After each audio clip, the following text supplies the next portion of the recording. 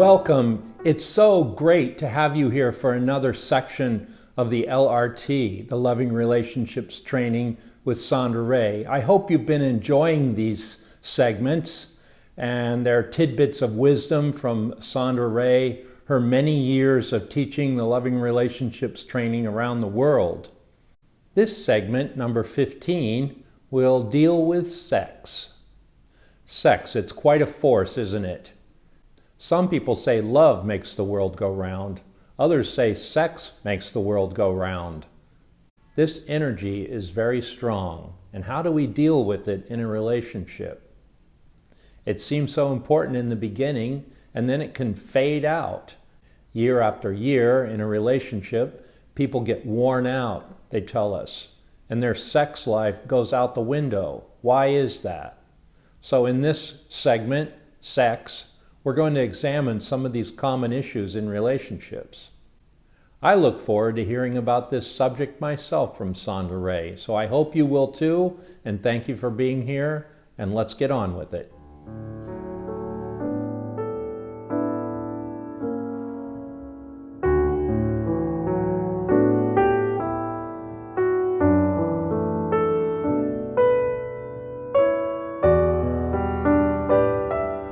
Welcome everyone, this is section 15 and I'm going to talk about your relationship with the subject of sex.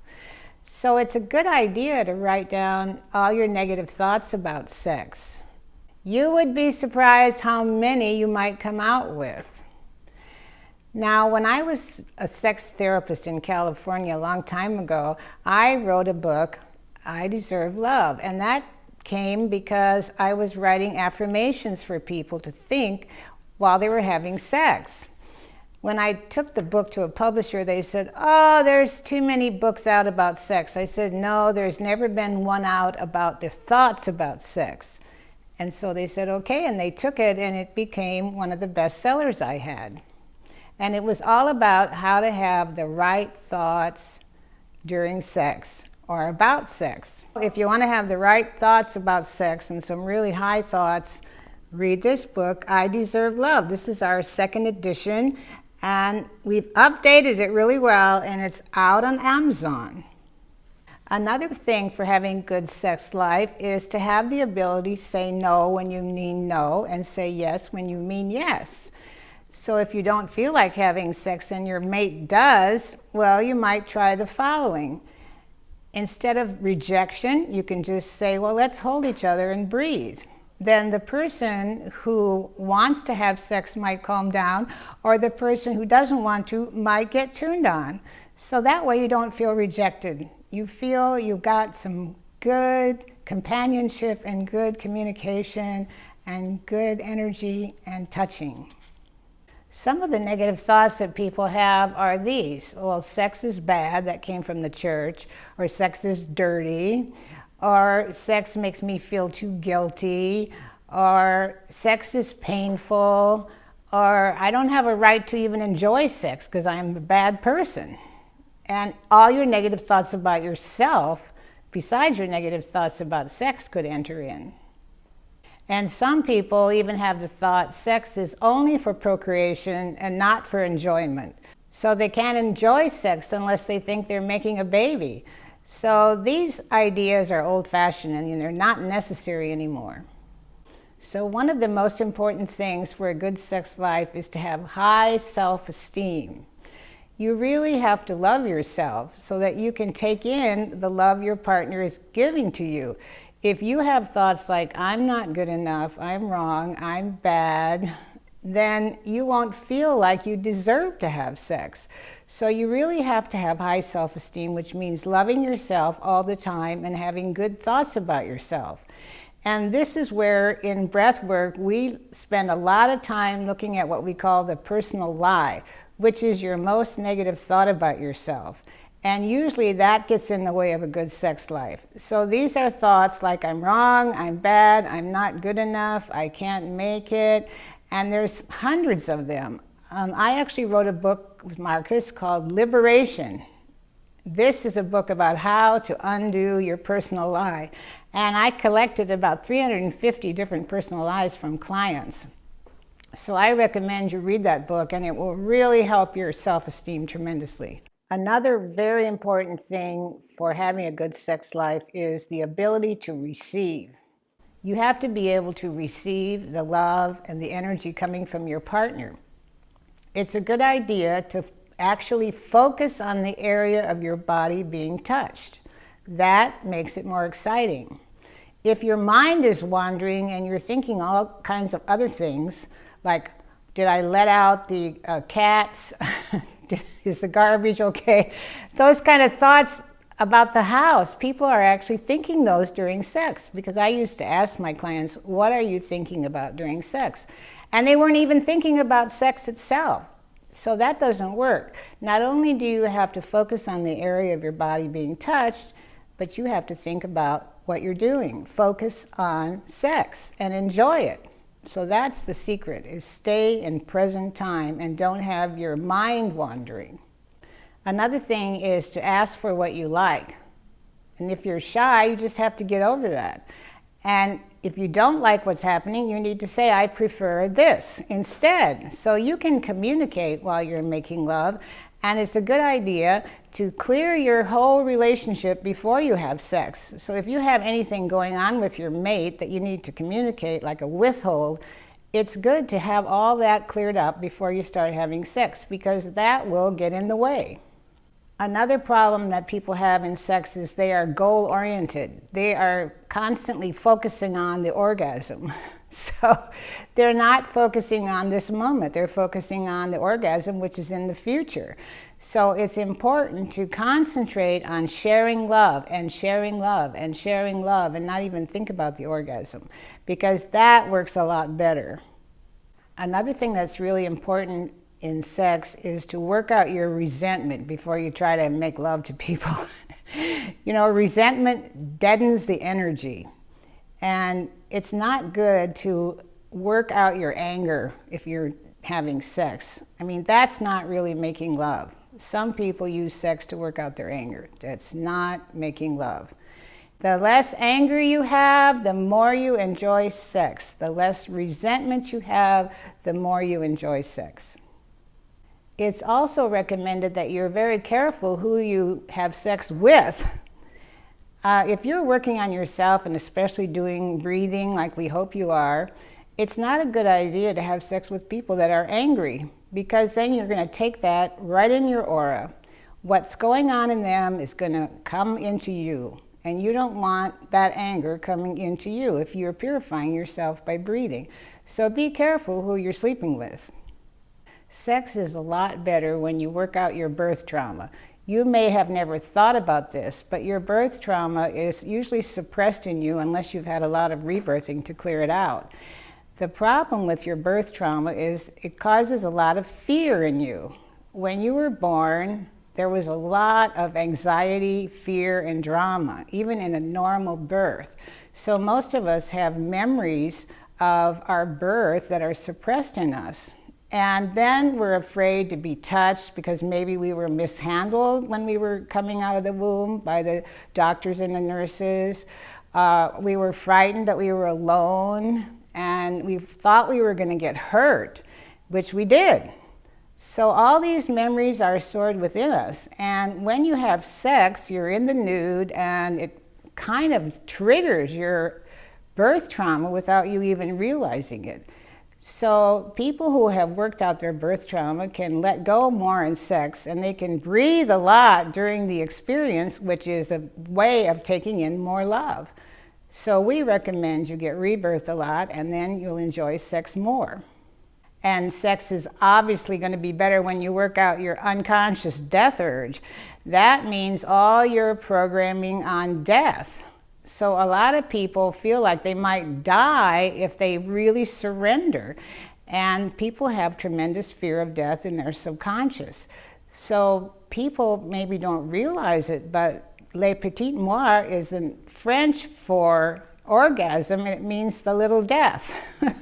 So some people feel like they might die if they really surrender and let go. And once you have worked out your unconscious death urge, you can let go in sex, and you can have more and more joy without freaking out. So we have some books on that we recommend you read. One is called Physical Immortality, How to Overcome Death. So I highly recommend that. The best lovers are the ones who can handle the most energy. So someone who's given up their death urge can handle a lot more energy. And sex is all about aliveness. Sex is also better when you work out what we call your parental disapproval syndrome. Well, I'll explain what that is. The parental disapproval syndrome goes... Start again. The parental disapproval. The parental disapproval... No, leave a gap. And then start. The parental disapproval syndrome goes like this. When your parents were little, your grandparents probably disapproved of them a lot when they were growing up. And your parents resented it, but they couldn't do anything about it, so they suppressed all their resentment. And then they grew up, and then they had you. So they had all this suppressed resentment and disapproval in them, and then they took it out on you, and they probably disapproved of you a lot. And then you didn't like it, but you couldn't do anything about it, so you suppressed your resentment about that, and you got kind of addicted to disapproval. So then you unconsciously attract disapproval in your life, disapproval from your mate or from your superiors. Well, what happens in sex then is you start imagining that people are disapproving of you for having sex, and some people start feeling like their parents are watching them when they're having sex and disapproving of them. Or maybe when they were young, the parent walked in on them when they were masturbating or something, and so there was a lot of disapproval. So I think it's important to really concentrate on giving up the parental disapproval syndrome. And you have to approve of yourself and approve of your mate and approve of sex. The next thing is what we call the incest pattern. Now, notice what comes up for you when you hear that word.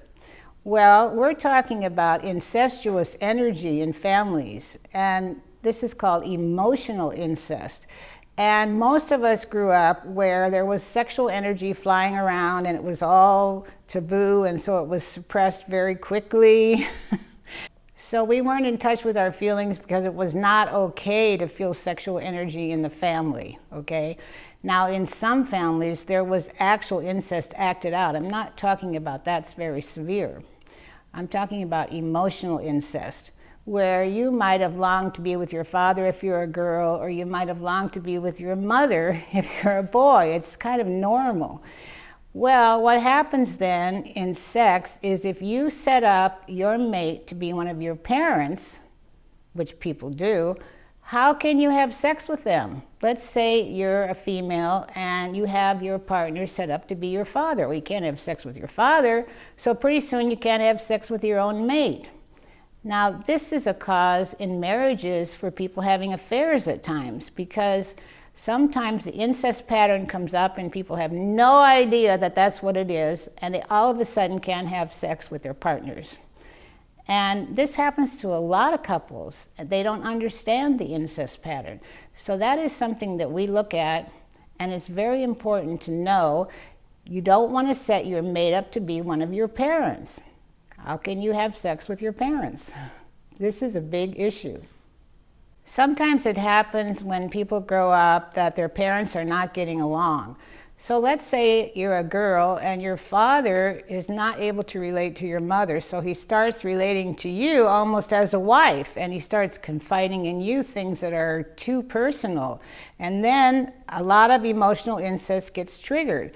Or supposing, you're a man and your mother can't speak to your father about things, so your mother starts talking to you when you're a young male, and then pretty soon it's too intimate.